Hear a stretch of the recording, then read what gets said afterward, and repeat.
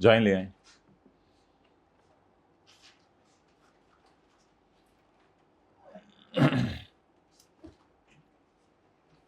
Rock Salt and Company purchased meat amounting to rupees 30 million from various suppliers, none of whom processed NTN. अच्छा जी, calculator पढ़ने हमने ये पढ़ा था कि अगर किसी ऐसे बंदे से परचेज करें जिसके पास NTN ना हो तो सिर्फ 10% परचेज डेड होनी है, तो सारी परचेज तो हमारी डेड नहीं होनी। तो कैलकुलेटर पकड़े बगैर बताएं 30 इंटू 10% कितना आ गया, 3 मिलियन ये परचेज डेड हो जाएगी। Additionally they purchase vegetables of 5 million in cash. अच्छा, इस पे अब NTN वाला नहीं लगेगा, ये वो जो ग्रोअर से हमने खरीदी है वो नहीं लगेगा।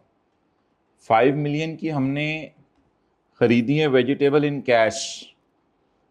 अब इन कैश अगर कोई चीज़ खरीद लेना, वो जो परचेज 20% डिसअलाउ होती है ना, वो टैक्स ना काटने की वजह से होती है। तो ये टैक्स काटने वाला सिनेरियो नहीं है। तो लिख लें MCQ 1 में 5 मिलियन पे रजिस्टर पे लिख लें, यानी 5 मिलियन पे सेक्शन 21 का L लगेगा। 5 मिलियन पे क्या लगेगा बोलें, सेक्शन 21 का L। और 21 का L क्या कहता है, 5 मिलियन लिख के आगे लिखें सेक्शन 21 का L। 21 का L क्या कहता है, ऐसा टी अकाउंट जिसका साल का टोटल 2.5 लाख से ज्यादा हो और इंडिविजुअल पेमेंट 25,000 से। अब उसने नहीं बताया तो शायद यही एक अकाउंट है और तो कुछ डिटेल उसने दी नहीं, तो शायद वेजिटेबल एक्सपेंस या परचेजेस ये एक अकाउंट है। इसका कैरी डाउन तो ऑब्वियसली 2.5 लाख से ज्यादा होगा क्योंकि ये 5 मिलियन है। तो अब उसने कुछ नहीं बताया तो शायद ये एक ही परचेज हो 5 मिलियन की, ऐसा भी हो सकता है। तो इसलिए सेफली आप इसको एज्यूम कर लीजिएगा ये डिसअलाउ है पूरा का पूरा। किसकी रोशनी में, सेक्शन 21 के L की रोशनी में। तो 5 पूरा का पूरा किस वजह से डिसअलाउ हो गया बोले, सेक्शन 21 का L, क्योंकि पेमेंट किस में हुई है, कैश में। तो 3 इधर से डिसअलाउ हो गया और 5 इधर से, 8 मिलियन डिसअलाउ होगा, नन ऑफ द अबव। चलें आगे। अगला तो आसान था, मार्क्स देने के लिए आपको दिया था। Publicity expenditure of 24 lakh. तो एक्चुअल एक्सपेंडिचर कितना है, 24 लाख, और सेल का 10% 1800। ऐसे ही था ना, मुझे क्यों देख रहे हैं ऐसे। तो इसमें से लोअर कौन सा है, 1800। तो 1800 क्या हो जाएगा, अलाउड डिसअलाउ। पता नहीं ऐसे क्यों देख रहे हैं सुबह सुबह मुझे, और जान दे यार। मैं यार एक पर्दा लगा दो इधर मेरे सामने, मेरे से तो नहीं ऐसे बर्दाश्त होता।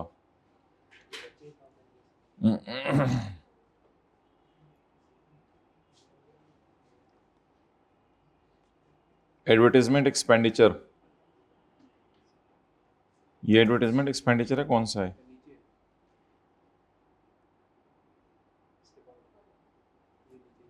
नीचे ऊपर शुगर लगाया हुआ ना मैंने। एक्सीडिंग 10% ऑफ सेल, तो अलाउड लोअर ऑफ एक्चुअल और 10% ऑफ सेल।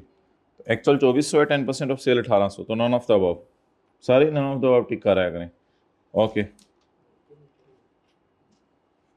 आगे चलें। एक लीजिंग कंपनी ने मशीनरी दी है लीज पे। Delta paid lease rental of 3 million, किसी लेसी ने उसको 3 मिलियन किराया दिया है। लीजिंग कंपनी ने यह भी कहा है कि डेप्रिसिएशन और इनिशियल अलाउंस इस एसेट के ऊपर मैंने रिकॉर्ड की है। Which of the following is correct. पढ़ा था अगर लीजिंग कंपनी कोई चीज़ किराए पे दे दे तो बिजनेस के दूसरे सफ़े पे पढ़ा था कि ये रेंट इनकम में जाएगा और डेप्रिसिएशन और इनिशियल अलाउंस माइनस करने की इजाज़त है। ये दूसरे सफ़े पे पढ़ा था। अब उसने लिखा हुआ rentals are taxable under other source, rentals are exempt, rentals are taxable under income from business, only depreciation is allowed, rental is not taxable. Depreciation is allowed तो बात ठीक थी, रेंटल इज नॉट टैक्सेबल बात गलत है। Rental is taxable under the head income from business, अभी पढ़ के आए हैं। अभी तक तीनों कितने लोगों के सही हैं, तीनों माशाल्लाह। चलें आगे। Mr. Fahad Sheikh remains outside Pakistan at the end of year while working in Saudi Arabia. Saudi Arab है, working in Saudi Arabia, working in Saudi Arabia यानी सैलरी कमा रहा है। आगे भी उसने वर्किंग मीन्स काम कर रहा है वहाँ पे। तो no foreign tax was paid because salary was exempt there. यहाँ से भी कंफर्म हो गया कि वो बाहर के मुल्क में सैलरी कमा रहा था, कोई फॉरेन टैक्स नहीं उसका कटा, क्योंकि बाहर के मुल्क में वो बिलाल को बुलाएं, उन्हें कही ये 25-30 फोटोकॉपीज करवा के ला दें टेस्ट की, कोई फॉरेन टैक्स नहीं कटा क्योंकि उधर सैलरी माफ थी। ही रिटर्न परमानेंट टू पाकिस्तान साल के बाद। हमने कहा था साल के एंड पे बाहर रहना जरूरी है, या तो वो फॉरेन सैलरी पे टैक्स दे दे या साल के एंड पे पाकिस्तान से बाहर हो। अब बताएं इसने फॉरेन सैलरी पे टैक्स दिए? नो। क्या ये साल के आखिर में पाकिस्तान से बाहर है? अब बताएं, टैक्स अथॉरिटीज का आर्गुमेंट छोड़े, टैक्स अथॉरिटीज कहते हैं वो हमेशा से सऊदी अरब नहीं है इसलिए, उनकी लॉजिक छोड़े, आप मुझे अपनी लॉजिक बताएं कि उसकी सैलरी माफ होगी, वजह या वो टैक्स दे दे या exemption depends upon intention. Intention तो कहीं लॉ में नहीं लिखी हुई इंटेंशन, क्या आइंदा उसने परमानेंटली रहना है या नहीं रहना, ये तो ऐसी कोई लाइन नहीं थी लॉ में। एग्जेम्पशन अप्लाई स्ट्रिक्टली, एग्जेम्पशन बिल्कुल लगेगी। Statutory year end condition is मुतमईन, क्योंकि ईयर एंड पे पाकिस्तान से बाहर है।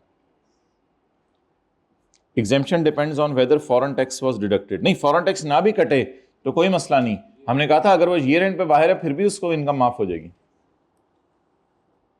Exemptions fail because foreign employment lasted less than, नहीं, ऐसी कोई कंडीशन है ही नहीं, ऐसी कोई कंडीशन है ही नहीं, अपनी तरफ से उसने बनाई हुई है बातें। तो या तो बाहर के मुल्क में क्या पे करें? टैक्स, या फिर साल के एंड पे बाहर के मुल्क में ही रहे, तो फिर फॉरेन सैलरी क्या हो जाएगी? माफ। ये ना असल में कॉपी पेस्ट करते हुए इससे पिछला वाला फिक्रा मिस हो गया था, तो जब इससे पिछला वाला फिक्रा मिस हो गया तो आप लोगों को ज़रा टेस्ट देते हुए बता देना चाहिए था कि मैं ये फिक्रा पढ़ रहा हूँ, it doesn't make any sense, तो ये आप लोगों को कम से कम बता देना चाहिए था। अब नीचे फिर ऑप्शंस पढ़ के भी कोई फ़ायदा नहीं होगा, क्योंकि इसमें से थोड़ी सी थ्योरी ऊपर से मिस हो गई थी। इंटरेस्ट इनकम, इसलिए इसको हमने इग्नोर कर दिया। Interest income is chargeable to tax as income from business. हाँ, बैंक्स के लिए होती है income from business, interest income, ये हमने पढ़ा था पॉइंट नंबर 2 में, एनी प्रॉफिट, बिजनेस के दूसरे चैप्टर पे, any profit on debt business, banks के लिए होती है income from business. Yes, maybe, always तो नहीं, क्योंकि कुछ लोगों के लिए इंटरेस्ट इनकम अदर सोर्स भी होती है, ऑलवेज भी नहीं, नो भी नहीं, मे बी फॉर पर्संस होती है, for example for banks. Dividend income is always final tax regime, नहीं, हमने पढ़ा था अदर सोर्स के चैप्टर के स्टार्ट में कि डिविडेंड इनकम जो है वो फाइनल टैक्स रिजीम नहीं होगी उन लोगों के लिए जो डिविडेंड कमा रहे हैं बाहर के मुल्क से। ये हमने चैप्टर के स्टार्ट में पढ़ा था, जो डिविडेंड कमा रहे हैं बाहर के मुल्क से, पाकिस्तान सोर्स डिविडेंड फाइनल है, however if dividend received is foreign source, तो फिर ये फाइनल नहीं है, फिर ये कहाँ जाएगा? इनकम फ्रॉम अदर सोर्स में। तो एमसीक्यूज कितने लोगों के सही थे सारे? तो ये इस वाले एमसीक्यू का भी आप लोगों ने बताना था पॉइंट 5 का, कि हमें समझ नहीं आई, टेस्ट देते हुए किसी ने नहीं बताया। ये पास पेपर का क्वेश्चन है, चैप्टर 18 का क्वेश्चन है, शायद आप लोगों में से किसी ने ढूंढ के इसको देख भी लिया हो। किसी ने ढूंढ के देखा है इसको? नहीं। अब चैप्टर 18 के अंदर 360 सवाल है ना, कि सवाल ढूंढना मुश्किल हो गया हुआ है। चैप्टर 18 के अंदर शायद आप लोगों में से किसी ने ढूंढ के देख भी लिया हो, लेकिन इसको इंशाल्लाह क्लास में डिस्कस करेंगे। अच्छा, Ali and Ahmed jointly own a residential property. Their respective shares in property are clearly defined, with Ali owning 60% and Ahmed owning 40%. The property generates rental income. Property से rental income आ रही है। कितनी rental income आ रही है, my dear? 1 lakh. How should the rental income be taxed? Rental income के ऊपर कैसे tax लगेगा? भाई, अगर उनके शेयर हमने पढ़ा था डेफिनेट एंड एसरटेनेबल है, तो फिर ये ईओपी की प्रॉपर्टी इनकम नहीं समझी जाएगी, बल्कि इंडिविजुअल पार्टनर्स की प्रॉपर्टी इनकम समझी जाएगी, और वो अपने अपने हाथों में इस पर टैक्स देंगे। मुझे सुबह सुबह ऐसे देख रहे हैं सारे, मैं साथ साथ खोल के दिखाता रहता हूँ। मैं बिल्कुल इस नीयत से नहीं आया था क्लास में जिस नीयत से आप लोग देख रहे हैं। मैं तो बड़ा फ्रेश आया था, आज जो है वो 5 बजे तक पढ़ाना है, मैं तो इस नीयत से आया था नॉन स्टॉप। अच्छा, income of joint owners, where any property is owned by 2 और मोर पर्सन्स, और उनके हिस्से पता हैं, तो they will not be considered as AOP, और हर एक का हिस्सा अपने अपने उसमें होगा। लेकिन दूसरे के जवाब में ये देना था, where any property is owned by 2 और more persons and their shares are not definite and ascertainable, तो फिर प्रॉपर्टी इनकम वो किसकी समझी जाएगी? एओपी की। एओपी की प्रॉपर्टी इनकम समझी जाएगी। एओपी के न्यूमेरिकल्स हमने इंशाल्लाह शुरू करने हैं अभी चंद दिनों में, तो वो एओपी की प्रॉपर्टी इनकम समझी जाएगी। ओके, नेक्स्ट आगे चलें। What benefit is available to a person if he is earning income from business? If he deals with a person who is an active taxpayer, who is in active taxpayer list, अगर वो ऐसे बंदे से deal करें जो active taxpayer list में है, देखिए what benefit available to a person earning income from business if he, यानी बिजनेस कमाने वाला, if he deals with a person who is active taxpayer, वो एक ऐसे बंदे से डील करता है जो एक्टिवली टैक्स पे कर रहा है। तो मेरे ख्याल से बिजनेस के चैप्टर में तो एक्टिव टैक्स पेयर हमने को खास पढ़ा नहीं लफ्ज, बस एक जगह कोई थोड़ा सा करके साइड पे लिखा हुआ था, बिल्कुल कोने पे, जो पेपर में जाते हुए भूल भी जाते हैं अक्सर हमारे जैसों को, तो वो ये लिखा हुआ था कि अगर आप कमीशन पे करें किसी एजेंट को, थर्ड शेड्यूल की सेल्स टैक्स की चीजें बेच रहा है, तो वो कमीशन फुल माइनस करने की इजाजत है। पेज नंबर जो है वो 161 कहते हैं इसको। और अगला सवाल था कि और क्या कॉन्सिक्वेंसेस होंगे इफ ही इज नॉट,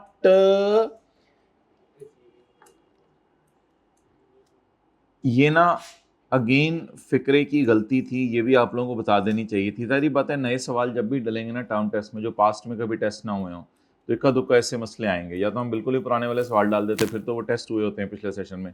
तो ये फिक्रे की थोड़ी सी गलती थी, लेकिन शायद आपको बात समझ आ गई थी, शायद आपको बात समझ आ गई थी। अगर वो एक्टिवली टैक्स पे कर रहा है तो क्या करेंगे, और अगर वो actively tax, and what are the consequences if he deals with a person who is not in active, असल में नॉट इनएक्टिव नहीं, नॉट एक्टिव से मुराद तो एक्टिव बन जाना था फिर दोबारा। ये असल में मैं लिखना चाह रहा था, इनके बाद स्पेस डालना चाह रहा था, he is not in active tax payer list, आगे हमने लस लिखना था, मादरत। तो he is not in active tax payer list. बहरहाल कितने लोगों को कॉन्टेक्स्ट देख के समझ आ गई थी बात क्या चल रही है? तो फिर तो भाई फिर तो वो लोअर ऑफ करके लाओ ना, ठीक है। तो ये प्रोविजन कितने लोगों के जहन में आ गई थी पेपर में? ओके, हाँ हाँ ठीक है। 4B बताएं, 4B का बताएं ना जवाब। What benefit will a businessman get if he is not receiving and making payment through cash?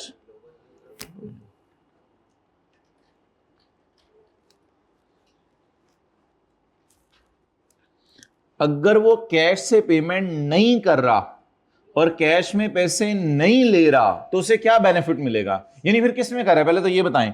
What benefit will a businessman will get he is not making payment in cash? अगर वो cash में payments नहीं कर रहा। अब यहां पे payments के बारे में 2 सेक्शन थे और रिसीविंग के बारे में 1 सेक्शन था। पेमेंट के बारे में जो सेक्शन थे वो थे L और M, वो मैं खोल के नहीं दिखाऊंगा क्योंकि वो मशहूर जमाना है। M ये था कि 32,000 से ऊपर की तनख्वाह कैश में पे नहीं करनी, और L ये था कि जिस टी काउंट का साल का टोटल 2.5 लाख से ज्यादा हो, उसका इंडिविजुअल खर्चा 25,000 से, L ये था, और M ये था। ये कितने लोगों को याद आ गया था, L और M? और रिसीविंग वाला कौन सा था? वो तो मशहूर जमाना था मेरे ख्याल से, वो तो एक ही था कि अगर आपने किसी को सिंगल चीज बेची है और 2 लाख से ज्यादा पैसे उसने किस फॉर्म में दे दिए हैं, कैश की फॉर्म में, तो फिर उसका खर्चा 50% पता नहीं डिसअलाउ होना था, ये if is receiving a payment.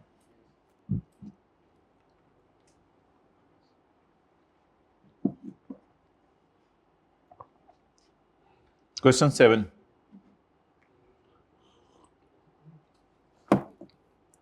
ये आईकैप का लेटेस्ट अटेम्प्ट का सवाल था, जो कि हमने आईकैप ने न्यूमेरिकल में भेजा था, हमने उसको किस में कन्वर्ट कर दिया, थ्योरी में, और हमने सवाल की रिक्वायरमेंट डाली थी डिस्कस द टैक्स ट्रीटमेंट। तो पहली लाइन पढ़ के बताएं वो बंदा रिटायर कब हुआ है, रिजाइन कब किया उसने? 31 मई 2026 को। तो बताएं अब हमारे साल कितने महीने नौकरी की? 11 महीने। तो बेसिक सैलरी 4,95,000 पर मंथ। तो आप लोगों ने जवाब दे के आना था, जो कल मैंने आपको सोल्यूशन भेजा है, आप लोगों ने जवाब दे के आना था basic salary will be fully taxable, so taxable salaries 5,445,000। इस फिगर के निकालने का ये फायदा हो जाना था कि आगे जो एग्जेम्पशंस होनी थी बेसिक सैलरी की बेस पे, वो भी साथ साथ कैलकुलेट हो जाएंगी। तो जरूर फिगर्स निकाल के आया करें, चीज़ों को ओपन ना छोड़ा करें डिस्कशन में। डिस्कशन का मतलब ये नहीं होता कि फिगर्स नहीं निकाल के आने, फिगर्स निकाला करें, फिगर्स निकाला करें। ओके मतलब सॉल्व तो नहीं करना ना, इट इज नॉट एक्सेप्टेबल। और इधर ब्रैकेट में जिस तरह सॉल्व हुआ हुआ है उस तरह चले फिर भी समझ आ रही है बात, लेकिन इससे ज्यादा सॉल्व नहीं करना। अगला पढ़ें जी, UEL provide mister Khan for a furnished house. तो घर दे दिया ना, तो घर में क्या था रूल, 45% ऑफ बेसिक सैलरी, या वो पैसे जो देता अगर घर ना देता, लेकिन अगर वो मिसिंग है तो फेयर मार्केट रेंट, ये याद है।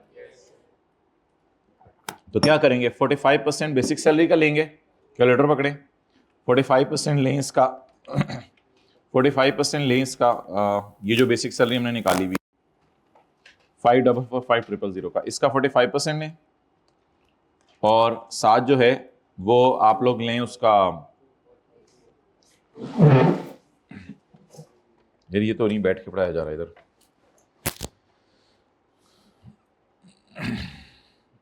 ओके ये रूम का साइज मुझे छोटा क्यों लग रहा है, उतनी बेंच हैं जितने उधर हैं, गिनो जरा। अजीब अजीब सी फीलिंग्स आ रही हैं, खैर है एक दो दफा आके यूज टू हो जाएंगे।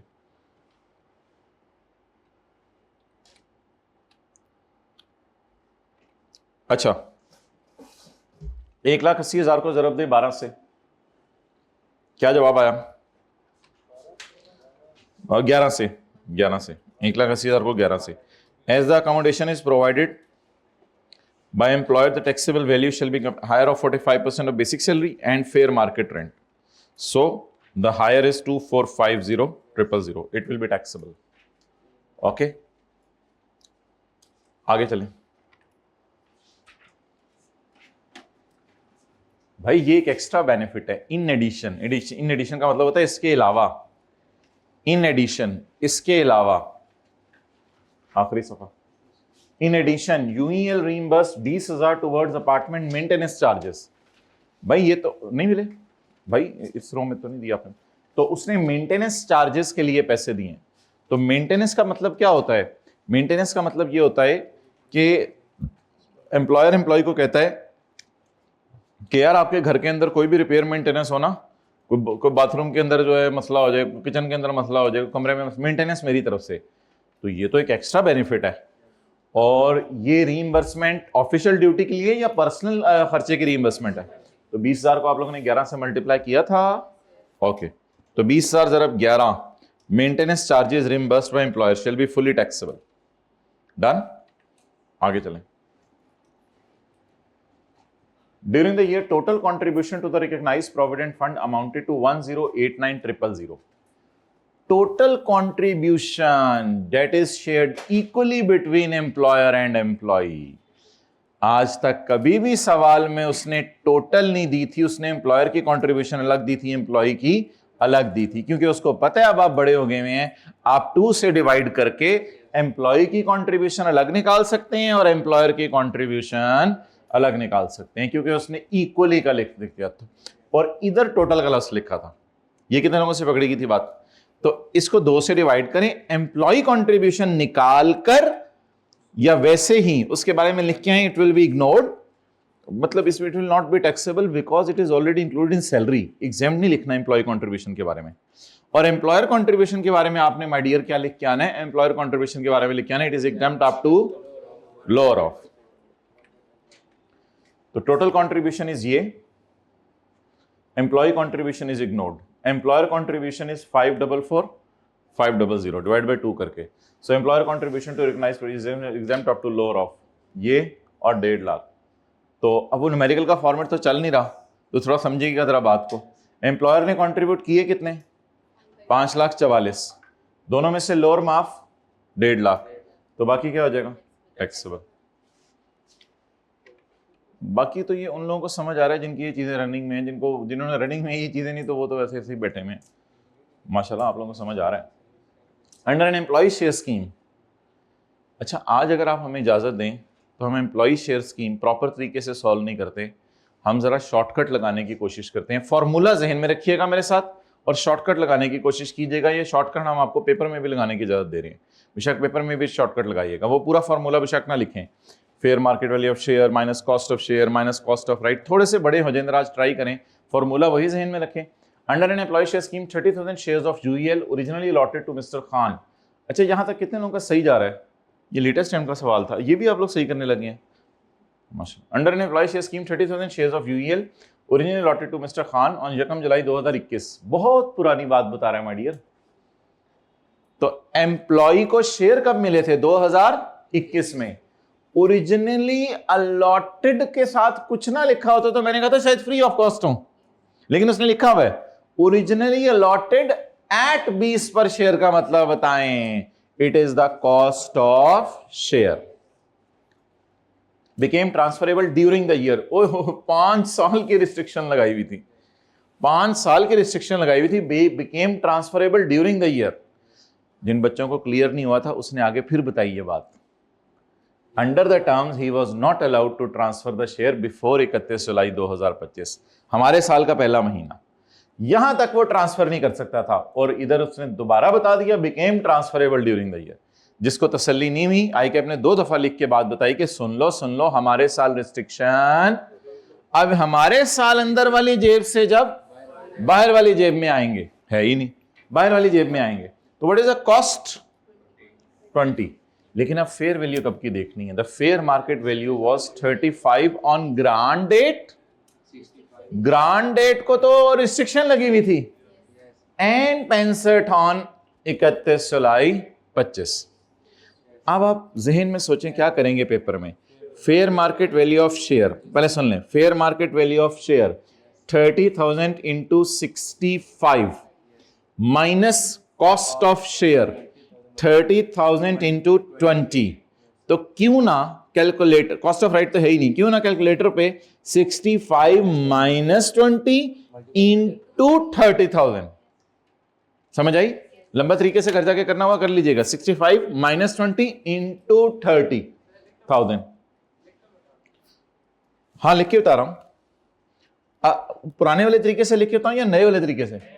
नए वाले तरीके से। Consider 65 fair market value minus cost of share minus cost of right, minus cost of share minus cost of right into number of share. यह पुराना तरीका अपनी जगह, वो जो पुराना होता 30 इंटू 65, 30 इंटू 20, 30 और लिख के दिखाया हुआ है, ये देखो। Restriction on transfer of shares ended. Therefore, benefit under the head salary is calculated by deducting the cost of share from the fair market value. ये लिख के आना था पेपर में तो मार्क्स मिलने हैं, थ्योरी का सवाल है। On the date restriction is released, so amount under the head salary is 65 minus 20 into 30,000.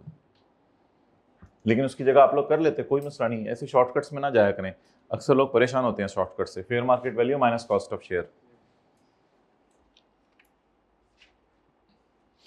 और अगला भी मैंने शॉर्टकट ही लगाया हुआ है, लेकिन अगला मेरी राय मैं आपको सॉल्व करके दे देता हूं। अगला प्रॉपर तरीके से सॉल्व करके दे देता हूं।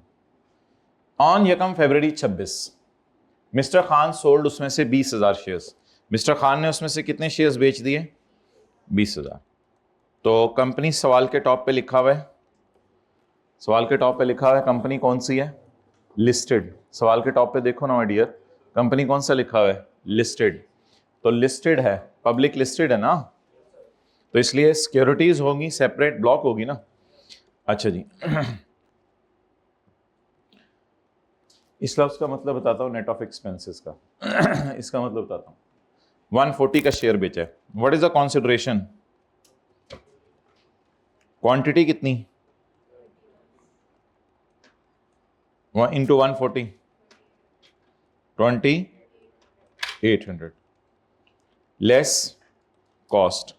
कॉस्ट इज सम ऑफ आबासा, ठीक है। Where is the cost of share?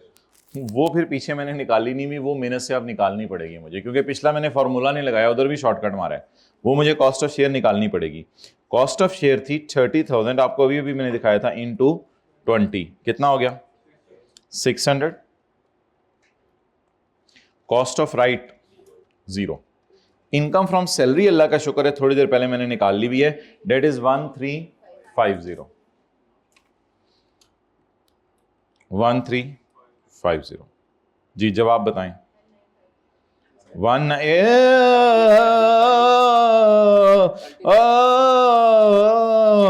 Divided by 30,000, divided by 30,000 multiplied by 20,000। ये बात तो आपको पता ही है। जी जवाब 1300। यहां पे अब रुकें।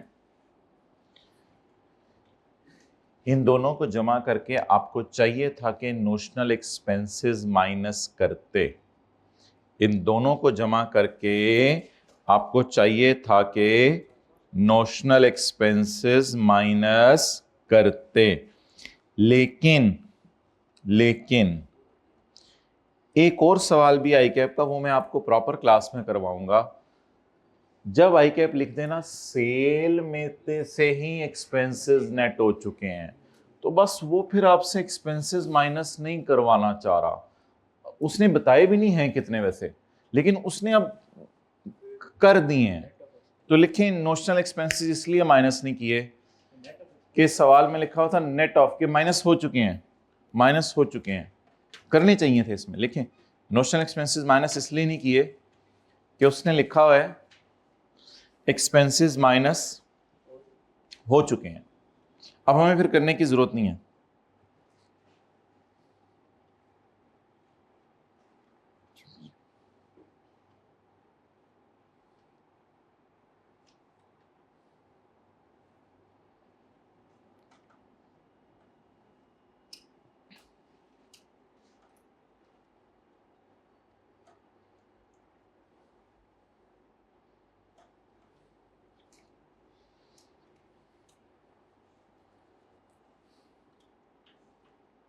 नहीं, इनको रात को करेंगे अपलोड, अभी नहीं। तो वही मैं रात को लेट रिव्यू करूंगा, फिर करेंगे। मैं इनको बता दूंगा बच्चों को।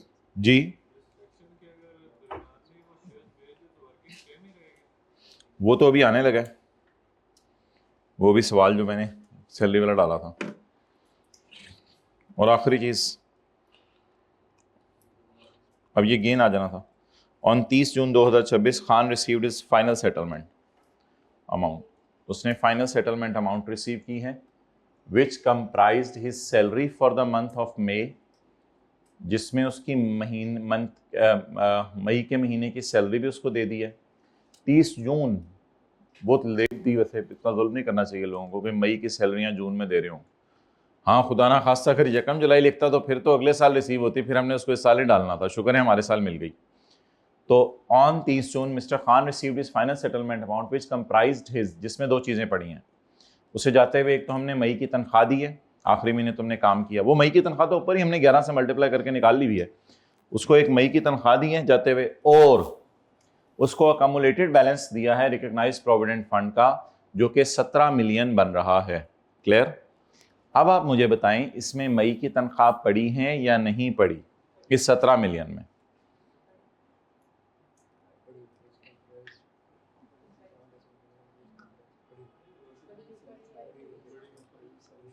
अच्छा, मुझे ना थोड़ा सा ये कंफ्यूजिंग फिक्रा लग रहा है। आई कैप ने इसको अपने सोल्यूशन में ना इस तरह एज्यूम किया कि नहीं पड़ी हुई। अब ये सारी अंग्रेजी की मार है, अब मैं क्या करूँ? अब इसका मेरे पास इन चीज़ों का कोई हल नहीं है। मुझे तो फिक्रा पढ़ के यही लगा, मुझे भी कुछ एक इस तरह का एक थोड़ा सा आया था कि पढ़ी है, लेकिन दोबारा आप पढ़ें तो ज़रा फीलिंग ये भी आएगी कि नहीं पढ़ी हुई। कुछ पढ़ने की कोशिश करें ज़रा दोबारा। Mister Khan received his fine, बस ये इसको इस तरह गौर से इसलिए ना पढ़ेंगे, ये कोई मैं टेक्स्ट का कॉन्सेप्ट दे रहा हूँ। मैं ऐसे इंग्लिश की हल्की फुल्की मारे, इन चीज़ों का कोई हल नहीं होता हमारे पास। आपके टाइम में कोई और ऐसा फिक्रा आया होगा एक आधा, तो एक आधा पेपर में फिक्रा आ जाता है, इसकी टेंशन ना लिया करें। इसको गौर से पढ़ें और कॉन्सेप्ट मेरे खराब हो गए और मेरे टेक्स्ट का पेपर का क्या बनेगा, इस तरह की लाइनें भी आ जाती। इस तरह जो सोचते हैं वो फिर, और जिनको पता है मैंने आधा पेपर पास करने को कहते हैं छोड़ो यार चलो आगे। तो इस तरह इग्नोर करना चीज़ें सीखूंगा। वो तो जंगल का शेर है, वो तो पता नहीं कहाँ ले जाता है क्या पागलों की तरह, मतलब पागलों की तरह उसके पीछे फिरता रहे फिर हर वक्त। तो ज़्यादा टेंशन ना लिया करें आई कैप की, मैं आपको सीरियसली बता रहा हूँ। इसी वजह से बच्चे फेल होते हैं, वो ये समझते हैं कि बस ये 1-2 चीज़ें समझ नहीं आ रही ना, पूरा चैप्टर मेरा फारग है, हद होगी। अच्छा जी, which comprise is salary for June, for मई की सैलरी है एंड अकामुलेटेड बैलेंस। ये अकामुलेटेड बैलेंस है, एंड आगे लिखा हुआ है ना, एंड अकामुलेटेड। अब एंड का मतलब आप दूसरा भी निकाल सकते हैं वैसे, and accumulated balance of 17 million. तो ये रिकॉग्नाइज प्रोविडेंट फंड से इसको पैसे मिले हैं। ये पैसे माफ करने हैं। इसमें तीन चीजें पड़ी हुई हैं, एम्प्लॉय कॉन्ट्रीब्यूशन, एम्प्लॉयर कॉन्ट्रीब्यूशन और सारे सालों का इंटरेस्ट। इसके बारे में आपने लाइन लिख के, आपको याद है ना रिकॉग्नाइज्ड प्रोविडेंट फंड में जो रिटायरमेंट के वक्त पैसे मिलते होते हैं वो क्या हैं? accumulated balance received from recognized provident fund is fully exempt from tax। ये कहां हमने पढ़ा था? ये मैं आपको दिखाता हूं। ये हमने कहां पढ़ा था? ये हमने सैलरी के चैप्टर में पढ़ा था, पेज नंबर 131, पेज नंबर 133, 131 सही बोल रहा था जिसने बोला था 131। accumulated balance received on retirement, resignation, termination।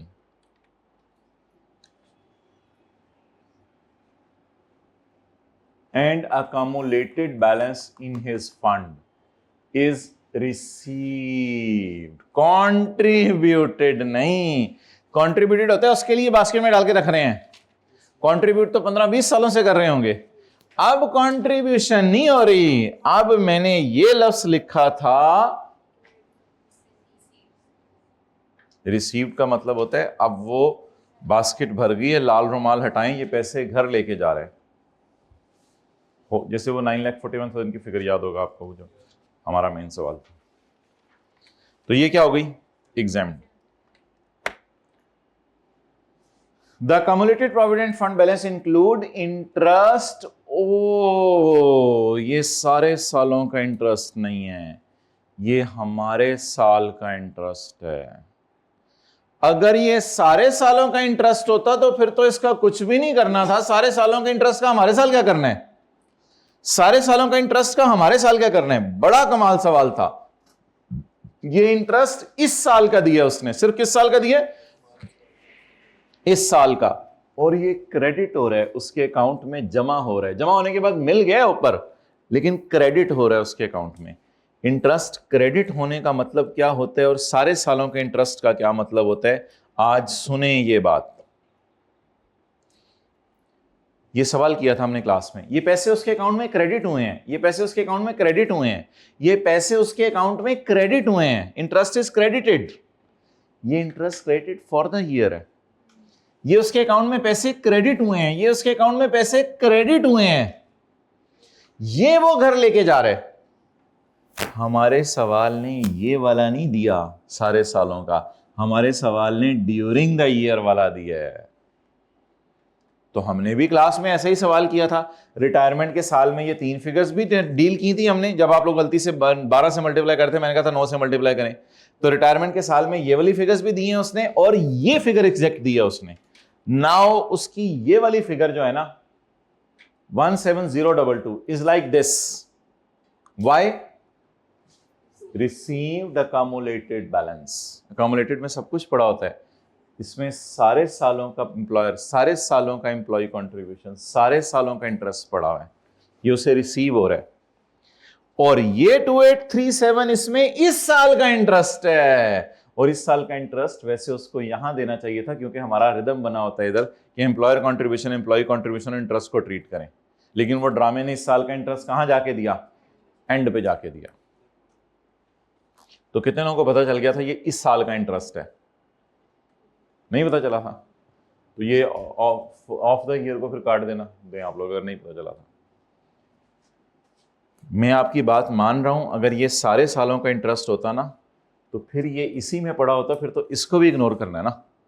लेकिन उसने लफ्ज क्या लिखा है देखें, accumulated balance includes interest credited in the year। So what is interest credited in the year? 58, in the year 60, in the year credited। Whole receipt आखिरी साल माफ हो गई, बिल्कुल। लेकिन वो होल रिसीट माफ होने की वजह यह है कि इन सब के साथ कुछ ना कुछ पहले सलूक करके आओ। तो वो ये मिलने से पहले क्रेडिट हुआ होगा, वो आई कैप ने नीचे लाइन डाल दी, उससे तो कोई फर्क नहीं पड़ता। ये पैसे मिलने से पहले ये क्या हुआ होगा? क्रेडिट। और क्रेडिट होने की वजह से इसकी टैक्सेशन तो नहीं माफ हो जानी, इसकी टैक्सेशन तो अपनी जगह रहेगी। तो बोले पहले क्रेडिट हुआ होगा या पहले रिसीव हुआ होगा? पहले उसके अकाउंट में डाला होगा और फिर उसको पैसे दिए होंगे ना जाते हुए। तो मैं ये मान रहा हूं कि एज अ गुड मैन, लेकिन कोई फर्क नहीं पड़ता इससे। एज अ गुड मैन उसको ये फिक्रा पहले लिख देना चाहिए था कि अकोमोलेटेड बैलेंस प्रोविडेंट फंड का है, उसमें इंटरेस्ट जमा हुआ है इस साल 2026। इसका मतलब है इसमें इस साल का ये वाला भी पड़ा हुआ है और पिछले सालों का इंटरेस्ट भी पड़ा हुआ है, लेकिन इस साल के इंटरेस्ट का तो कुछ करना है ना। बार बार मैं आपको साबित करना चाह रहा हूं, it is this figure and we didn't ignore 58। Let's check it, we didn't ignore 58। इसका कुछ किया था हमने? अच्छा, एक चीज अब थोड़ी सी जो है ना वो समझ लीजिएगा। पहले मुझे बताएं इंटरेस्ट क्रेडिटेड कितना है? Interest credited 2837 less exempt higher of what and what? 1/3 of basic salary. Basic salary 5,445,000 जी 1815 या इंटरेस्ट एट 16%। अच्छा,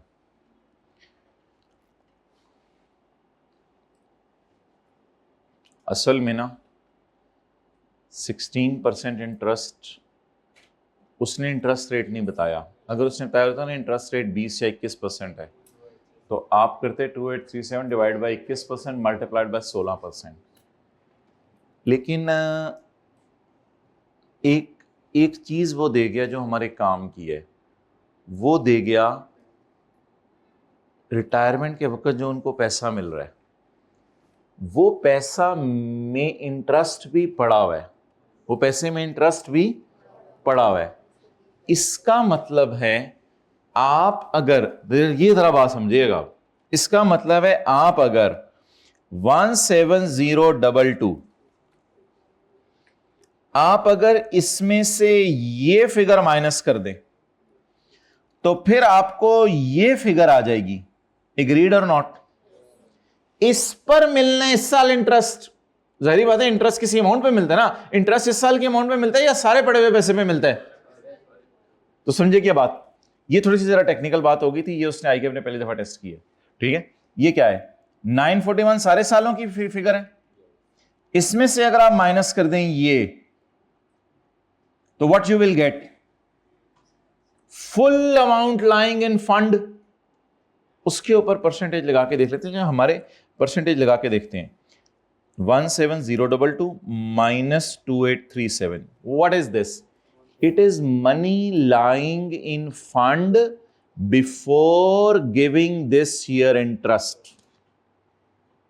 Yes or no? It is money lying in this fund. ये वो मनी होगी ना, it is money lying in this fund before receiving या before crediting our year interest. हमारे year के interest credit होने से पहले मनी लाइंग इन अकाउंट कितनी थी, वो बताएं जी। मनी लाइंग इन अकाउंट कितनी है जी? 14185। ये 14 मिलियन है। अब आप वैसे कैलकुलेटर पे काम भी कर सकते हैं। 2837 को डिवाइड करें 14 मिलियन से। 2837 divided by 14185, 2837 divided by 14185 multiplied by 100, exact 20%। 20% interest credit हुआ है इस साल। अब आप उस तरह भी कर सकते हैं कि ये फिगर 20 पे पड़ी हुई है तो मुझे 16 दे दो, ये फिगर 20 पे पड़ी हुई है तो मुझे 16 दे दो। But that was bit tough for you at least. तो कोई नहीं, हल्का फुल्का तो अब चलता है। खैर है, इक्का दुक्का तो इसी अटेम्प्ट में इसी प्रोसेस से पढ़ के लोगों के सर्टिफिकेट ऑफ मेरिट भी आए, उन्होंने ये चीज़ें नहीं की थी।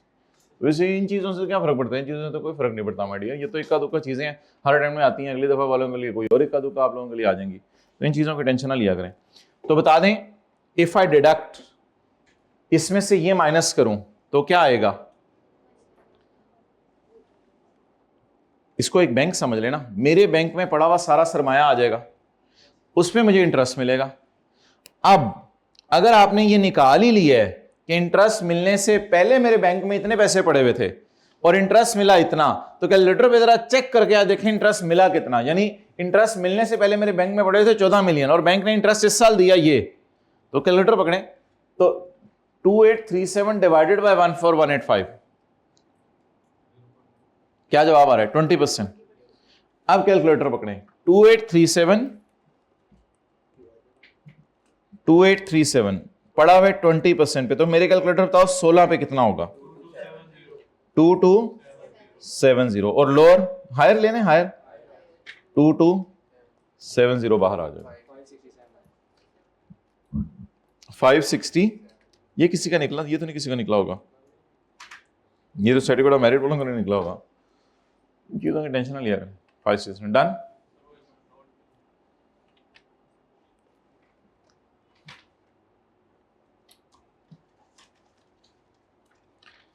अच्छा, मैंने सॉल्यूशन में ना डायरेक्ट इस पे 16% लगा दिया हुआ है और रिवर्स वर्किंग करके 20% नहीं निकाला, लेकिन अब मेरे दिल में आ रहा है कि वो ज़्यादा अच्छा तरीका है कि 2837 डिवाइड बाय 20% निकला था, फिर उस तरह करते हैं। 2837 20% पे पड़ा हुआ है। ये 20% कहाँ से आया? ये भी फिर नोट कर लो, ये 20% कैसे आया है? 28 divided by into 100 is equal to 20%।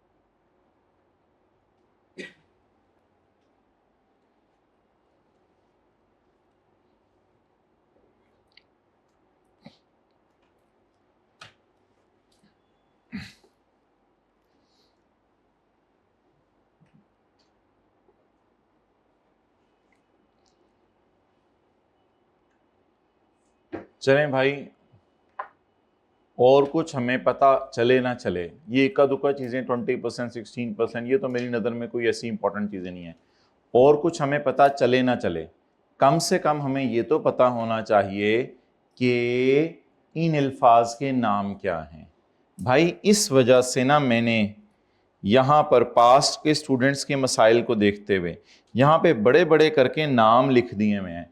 Employer contribution is made in fund या interest is credited in fund and it is not credited, it is retirement के टाइम पे रिसीव्ड। तो please try to understand what are these things. कभी कभी ये भी दे देता होता है, लेकिन इसके साथ अलग अलग भी दे देता होता है कभी ये तीनों, लेकिन इसके साथ भी लिखिएगा अकोमोलेटेड बैलेंस रिसीव्ड, ठीक है। लेकिन इनको क्या कहते हैं? Interest credited, interest credited, interest credited. इसको कहते हैं interest received at the time of retirement. Employer contribution made, employer contribution made, employer contribution made. Received on retirement, received at the time of resignation, received at the time of termination। तो ये अल्फाज जरा ध्यान से याद रखने होते हैं। ये interest credited, interest credited, it is employer contribution made, employer contribution made, employer contribution made during the year. It is whole employer contribution received, received, received, received. इनके साथ रिसीव के अलावा कोई नहीं लफ्ज़ यूज करेगा, या फाइनल सेटलमेंट का लफ्ज़ भी यूज करे कि फाइनल सेटलमेंट के वक्त ये अमाउंट्स क्या हो गई हैं? रिसीव हो गई। ओके, चलें अब कुछ लिखना है तो वीडियो खोल के लिख लीजिएगा। उधर आइए, मुझे क्वेश्चन नंबर 2 है 6। Hamad Raza Pakistani citizen return permanently to Pakistan on 22 June 2023 after living in Germany for 8 years। भाई मैंने वैसे बता दिया था आपको फॉरेन इनकम के साथ कि ये एग्जाम्प्ट है, लेकिन आप तो अब बड़े हो गए हैं ना, अब तो हमने वो चैप्टर पढ़ लिया है, तो अब तो बताना ज़रूरी नहीं था। अब तो मेरे से रूल सुने ना आप। जो बंदा मुसलसल 4 साल से क्या है? नॉन रेजिडेंट, तो जिस साल आके रेजिडेंट बना उस साल और उससे अगला 1 साल, इसकी कौन सी इनकम माफ होगी? इसकी बाहर के मुल्क की इनकम माफ होगी। अब मुझे बताएं, ये बंदा पाकिस्तान कब आया? 22 जून 23 को। तो रेजिडेंट तो हमारे साल में बना ना, 22 जून को 8 दिन आके रेजिडेंट तो नहीं बना। रेजिडेंट किस साल बना? 24 में। और हमारा साल कौन सा है? 25। हमारा साल कौन सा है? 25। तो बोले जिस साल आके रेजिडेंट बना वो 24 था, 24 और उससे अगला एक साल 25। तो जो बंदा मुसलसल 4 साल से क्या है? नॉन रेजिडेंट, वो जिस साल आके रेजिडेंट बना उस साल और उससे अगला एक साल, इसकी फौरन इनकम क्या होगी? माफ होगी। तो लिखें ये 24 में आके रेजिडेंट बने, इसलिए 24 और 25 की फौरन इनकम माफ होगी। ये आप लोगों ने पेपर में नहीं करना था, क्योंकि पेपर में आप लोगों को मैंने ये पढ़ाया नहीं हुआ था, लेकिन अब समझ तो लेना। ये 2024 में रेजिडेंट बनाए, इसलिए 24 और 25 की फौरन इनकम माफ होगी। सिर्फ कौन सी इनकम्स? Foreign source incomes. ये 24 में आके रेजिडेंट बनाए, इधर तो नहीं रेजिडेंट, 8 दिन से तो नहीं रेजिडेंट बन जाता ना, 8-9 दिन से तो नहीं रेजिडेंट, 24 में आके रेजिडेंट बनना है। जिस साल आके रेजिडेंट बना, ये 24 में आके रेजिडेंट बने, तो इसलिए 24 और 25 की फॉरेन सोर्स इनकम क्या होगी? इसकी माफ होगी। चलिए मैं क्लास खत्म कर रहा हूं, अब कल इसी टाइम दोबारा आ जाएंगे 9:30 बजे, 9:30 पौने 10 तक मैं बता दूंगा, तो वो ये न्यूमेरिकल कर लेंगे। ये फिगर मुझे बस निकलवा दें, ये माफ कितनी करनी है? 4000 यूरो आप लोगों ने ऐड करके लेस की थी, किसी बच्चे ने ऐड करके लेस की थी? किस तरह निकाली थी जरा निकलवाएं। 4000 यूरो, भाई बाहर के मुल्क तूने टैक्स पे किया हुआ है, वो तेरा नसीब, हमने तुझे टोटली माफ कर दी है ये इनकम। बस हमने न्यूमेरिकल के फेस पे एग्रीकल्चर कल किया था ना, उस तरह ऐड करके लेस करना था बस। लेकिन फिगर निकलवाएं, फिगर निकलवाएं। ये 4000 कट कटा के मिला है, 4000 किस पे पड़ा हुआ है? 70 पे। मुझे कितना चाहिए? 100। 5714। लेकिन माय डियर ये तो यूरो के अंदर जवाब आ जाएगा, मुझे किसके अंदर जवाब चाहिए? पाक रुपीज में।